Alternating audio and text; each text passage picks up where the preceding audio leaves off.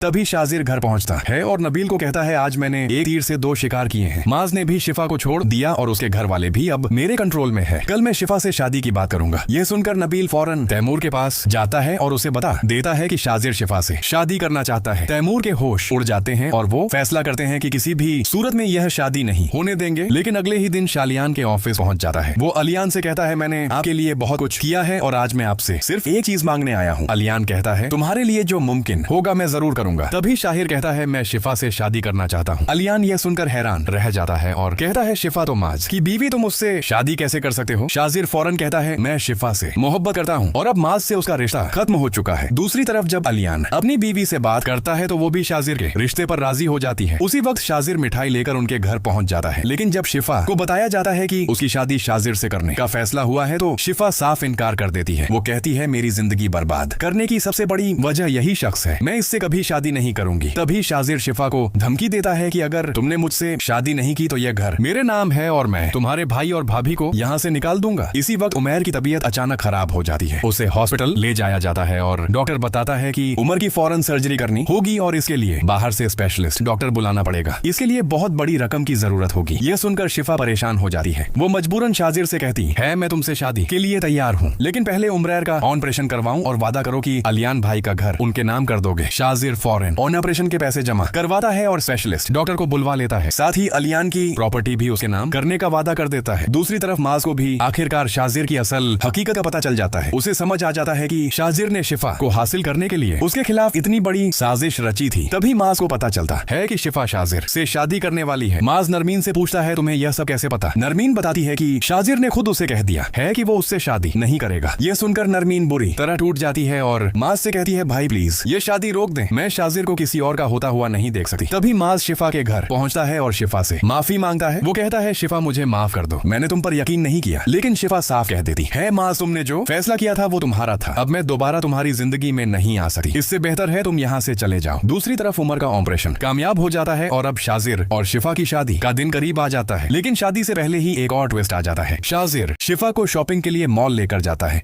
तभी नबील उसे एक जरूरी बात के बहाने थोड़ी देर के लिए वहां से दूर ले जाता है। पीछे से नबील के आदमी शिफा को अपने साथ ले जाते हैं। शाजिर वापस आता है तो शिफा वहां नहीं होती। उसके होश उड़ जाते हैं। वो फौरन शिफा के घर पहुंचता है लेकिन शिफा वहां भी नहीं होती।